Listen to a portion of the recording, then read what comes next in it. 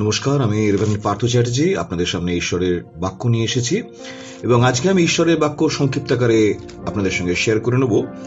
আমাদের পবিত্র বাইবেলের হিতোপদেশের তার 3 অধ্যায়ের 4 থেকে 6 পদ পর্যন্ত। এবং হিতোপদেশ 3 অধ্যায় 4 থেকে 6 পদে এই কথা বলা আছে যে অনুগ্রহ তাহা করিলে, কি করিলে অর্থাৎ যদি ঈশ্বরের সঙ্গে আমরা সংযুক্ত থাকি, ঈশ্বরের বাক্য আমরা পালন করি, তাহা করিলে অনুগ্রহ ও সুবুদ্ধি পাইবে, ঈশ্বরের ও মনুষ্যের দৃষ্টিতে পাইবে। তুমি সমস্ত চিত্তে সদাপ্রভুতে বিশ্বাস করো, তোমার নিজ বিবেচনায় নির্ভর করিও না। তোমার সমস্ত পথে তাহাকে স্বীকার করো, তাহাতে তিনি তোমার পথ সকল সরল করিবেন। অর্থাৎ আমাদের এই জীবনে যখন আমরা পথ চলি, এই জীবনের লম্বা পথটা জন্ম থেকে মৃত্যু অবধি আমরা যখন পথ চলি, তখন আমাদের বহু কিছুর মধ্যে দিয়ে পথ চলতে হয়। বহু বাধা বিঘ্ন, উত্থান পতন, ভালো মন্দ, অনেক কিছুর মধ্যে দিয়ে আমাদের পথ চলতে হয়। এবং এই পথ চলাটা সবসময় যে আমাদের খুব একটা স্মুথ হয় তা নয়, বরঞ্চ দেখা যায় যে অনেক সময় এই পথ চলতে গিয়ে আমাদের বিভিন্নভাবে হোঁচট খেতে হয়, বিভিন্ন বাধার সম্মুখীন হতে হয়, নানা প্রকার বিপদকে অতিক্রম করতে হয়, অনেক চ্যালেঞ্জেসের মোকাবিলা করতে হয়। তাহলে এই পৃথিবীতে তাহলে বাঁচার এবং এই গোটা জীবনের পথটা সুন্দরভাবে অতিক্রম করার তাহলে দুটো রাস্তা আছে। এক, আমি আমার নিজের বুদ্ধি বিবেচনায় নির্ভর করতে পারি, আমি আমার নিজের ইচ্ছা মতো জীবনে বাঁচতে পারি, কাজ করতে পারি। আর দুই, আমি ঈশ্বরের বুদ্ধি বিবেচনায় পথ চলতে পারি, ঈশ্বরের বাক্যানুযায়ী জীবনযাপন করতে পারি, ঈশ্বরের দৃষ্টিতে যা কিছু গ্রাহ্যনীয় আমি সেইভাবে পথ চলতে পারি। এবং দুটোর মধ্যে কোনটা আমার পক্ষে শ্রেষ্ঠ? আমরা সকলেই চাইবো যে আমাদের জীবনটা খুব ভালো হোক, আমাদের জীবনটা খুব সুন্দর হোক, আমাদের জীবনটা স্মুথলি এগিয়ে যাক, আমাদের জীবনে সুখ শান্তি থাকুক, আনন্দ থাকুক, আমরা সকল চ্যালেঞ্জেসের মোকাবিলা করতে পারি এবং সেই চ্যালেঞ্জেসগুলোকে আমরা অতিক্রম করে জয়ী হই। এগুলো আমাদের সকলেরই ইচ্ছা। তাহলে আমাদেরকে সবসময় খেয়াল রাখতে হবে যে যদি আমরা ঈশ্বরের বাক্য, ঈশ্বরের ব্যবস্থা, ঈশ্বরের আজ্ঞা সকল যদি আমরা সঠিকভাবে পালন করি, তাহলে হিতোপদেশ 3 অধ্যায় 2 পদে বলেছে, তদ্বারা তুমি আয়ুর দীর্ঘতা, জীবনের বৎসর বাহুল্য এবং শান্তি প্রাপ্ত হইবে। আয়ুর দীর্ঘতা অর্থাৎ আমরা বেশি দিন বাঁচবো।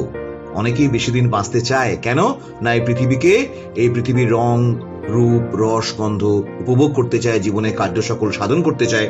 তাহলে সেই আয়ুর দীর্ঘতা, জীবনের বৎসর বাহুল্য অর্থাৎ আমাদের জীবনের বছরগুলো বেড়ে যাবে, অনেকগুলো বেশি বছর আমরা জীবনে বাঁচবো, ফ্রুটফুলি বাঁচবো যাকে বলা হয়, এবং শান্তি প্রাপ্ত হইবে। শান্তি মানুষের জীবনে ভীষণ অভাব। বর্তমান যুগে যুদ্ধ নিয়ে, নানা প্রকারের সামাজিক সমস্যা নিয়ে, নানা প্রকারের অভাব নিয়ে, কষ্ট নিয়ে শান্তির খোঁজে আমরা সকলেই দৌড়াচ্ছি। সেই শান্তি আমরা প্রাপ্ত হব যদি আমরা ঈশ্বরের আজ্ঞা সকল পালন করি। এবং তাহা করিলে কি হবে না, অনুগ্রহ এবং সুবুদ্ধি পাইব। অর্থাৎ ঈশ্বর আমাকে সুবুদ্ধি দেবেন কিভাবে জীবনে পথ চলতে হয়, এবং তিনি আমাকে অনুগ্রহ করবেন যেন আমরা সেই পথটা নির্বিঘ্নে চলতে পারি। এবং যদি ঈশ্বরের পথে চলি তাহলে আমরা দুদিক থেকে লাভবান হব। কি না, ঈশ্বরের ও মনুষ্যের দৃষ্টিতে আমরা অনুগ্রহ পাবো।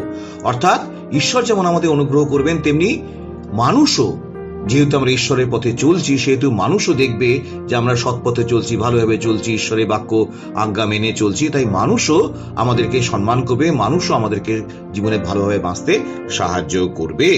তুমি সমস্ত চিত্তে সদাপ্রভুতে বিশ্বাস করো, তোমার নিজ বিবেচনায় নির্ভর করিও না। মানুষের সবচেয়ে বড় ভুল হলো নিজেকে বুদ্ধিমান ভাবা এবং ঈশ্বরের বাক্যের দিকে নজর না দেওয়া, কান না দেওয়া। কিন্তু ঈশ্বরের বাক্য একটা কথা বলে, মথিলিখিত সুসমাচারের 10 অধ্যায় 29 থেকে 31 পদে, 2টি চড়াই পাখি 1 পয়সায় বিক্রি হয়, আর পিতার অনুমতি ভিন্ন একটিও ভূমিতে পড়ে না। তোমাদের মস্তকের কেশগুলিও সমস্ত গণিত আছে, অতএব ভয় করিও না, তোমরা অনেক চড়াই পাখি হইতে শ্রেষ্ঠ।